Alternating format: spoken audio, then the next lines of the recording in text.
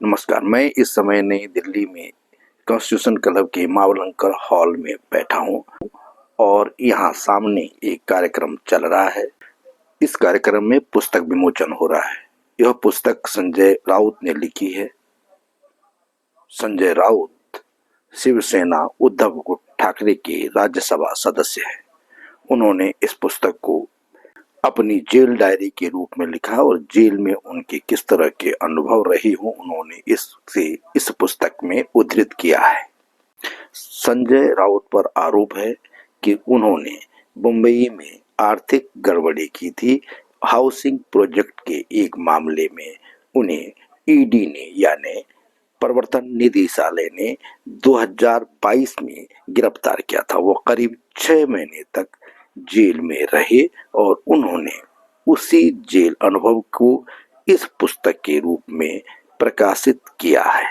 यह पुस्तक मूल रूप से मराठी में लिखी गई है और फिर उसका अंग्रेजी अनुवाद हुआ है, जिसका यहाँ मावलंकर हॉल में दिग्गज नेता कपिल सिब्बल, तृणमूल कांग्रेस के डेरेक ओबराय, आम आदमी पार्टी की अरविंद केजरीवाल, संजय सिंह और कांग्रेस की दिग्विजय सिंह जैसे नेताओं की मौजूदगी में इस पुस्तक का विमोचन हुआ। संजय राउत ने पुस्तक को मूलतः मराठी में लिखा है और अंग्रेजी में इसका नाम अनलाइकली पैराडाइज है, जबकि मराठी में नरक में स्वर्ग इसे नाम दिया गया है। उनका दावा है कि इस पुस्तक को जैसा उन्होंने लिखा उसी तरह से प्रकाशक ने छापा। किताब को लेकर बताते हुए संजय राउत ने कहा, ये जो किताब है अनलाइकली पैराडाइज, ये भी हमारी लड़ाई का एक हिस्सा है। किताब के बारे में ज़्यादा नहीं कहूँगा। मराठी में ये किताब पहले पब्लिश हुई है, 6 महीने से वो किताब बिक रही है, रिकॉर्ड ब्रेक है मराठी में। ये साकेत गोखले का भी संघर्ष है, ये संजय सिंह का भी है, ये मनीष सिसोदिया का है, ये सबका संघर्ष है। हम लोग जेल में गए, मुझे पानी नहीं मिला, मैं जमीन पर सोया। अरे जेल में तो ये होता ही है, जेल में और क्या होगा? इसलिए तो हमको जेल में रखते हैं। जो हमारे ऊपर जो बीती थी वो हम याद नहीं करेंगे, हम इंतजार करेंगे जिसकी वजह से हमको ये सब भुगतना पड़ा। एक दिन आपको भी वहां भेज देंगे। जेल में हमने क्या सीखा? जेल में हर कैदी होता है। अर्थर रोड की हिस्ट्री तो बहुत डेंजर है, अर्थर रोड की मुंबई में। और यहाँ जाकर एक और बात समझ में आती है कि जो सत्ताधारी है,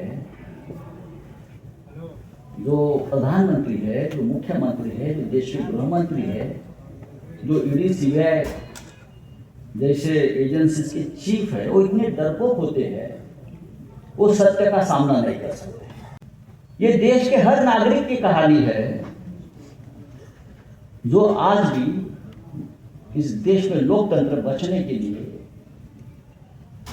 लड़ता है और गुलाम बनाने की जो कोशिश कर रही है उससे संघर्ष करता है। समारोह को संबोधित करते हुए प्रसिद्ध वकील कपिल सिब्बल ने कहा, हमारे प्रधानमंत्री जी अक्सर बोलते हैं कि we want to get out of the colonial mindset.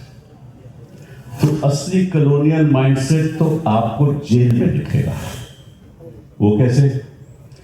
आप नीचे जमीन पे सोओगे, कोई अधिकारी आएगा तो आप खड़े हो जाओगे, आपको जो देंगे वो खाना मिलेगा, घर से खाना नहीं मिलेगा। और दिल्ली के तिहाड़ में रात को आपके बल्ब जलेंगे, रात वो होती नहीं कभी दिल्ली के तिहाड़ पे। इसका जो टाइटल है किताब का वो है अनलाइकली पैराडाइज। तो मैं सोच रहा था कि भाई अनलाइकली पैराडाइज का मतलब क्या है? तो मतलब यह है कि एक इनके साथ जो जेल में थे उनका नाम मिस्टर भोंसले था, तो वो बैरक में जगह क्या आता है कि आर्थर जेल में लगभग जो 1000 लोगों की कैपेसिटी है, लेकिन वहाँ 4000 लोग बैठे। और साथ साथ में ये जो पेन है ना, that is an instrument of weapon. वो पेन आप ले जा नहीं सकते और इसका इस्तेमाल नहीं कर सकते। तो जब इनके पास पेन आया लिखने के लिए, ये किताब लिखना चाहते थे, कुछ रोज के रोज लिखना चाहते थे, तो उन्होंने पेन नहीं दिया इनको। फिर बड़ी मुश्किल से इनको पेन मिला। फिर कैसे लिखें, कोई मेज नहीं है तो लिखे कैसे। तो फिर इन्होंने एक वो कार्डबोर्ड का वो मंगवाया, उसके ऊपर एक और कार्डबोर्ड रखा, तो रात को फिर ये लिखते थे रोज। ये तो हालात है जेल में। आप किसी से डायरेक्ट बात नहीं कर सकते। आपका रिश्तेदार आपको मिलने आए तो 1 to 1 आप देख नहीं सकते। दिल्ली के पूर्व मुख्यमंत्री अरविंद केजरीवाल को भी अपने जेल के अनुभव सुनाने के लिए यहाँ बुलाया गया था। उन्हें दिल्ली में शराब घोटाले के आरोप में जेल की सजा हुई। उन्होंने जेल से ही मुख्यमंत्री के तौर पर दिल्ली में सरकार चलाई, जिसको लेकर के बाद में केंद्र सरकार को कानून बदलना पड़ा और कहा कि जो मुख्यमंत्री जेल में रहेगा उससे 31 दिन बाद स्वतः हटा दिया जाएगा। तो जेल का अनुभव सुनाने के बजाय केजरीवाल ने यहाँ प्रधानमंत्री नरेंद्र मोदी पर हमला किया और कहा, मैं बहुत ज़्यादा अनुभवी तो नहीं हूँ, लेकिन मेरा दिल कहता है और मेरी थोड़ी बहुत पॉलिटिकल समझ कहती है कि शायद मोदी जी 2026 पूरा नहीं करेंगे प्रधानमंत्री के तौर पर। मोदी जी और अमित शाह जी जाने वाले हैं, उनका साम्राज्य खत्म होने वाला है।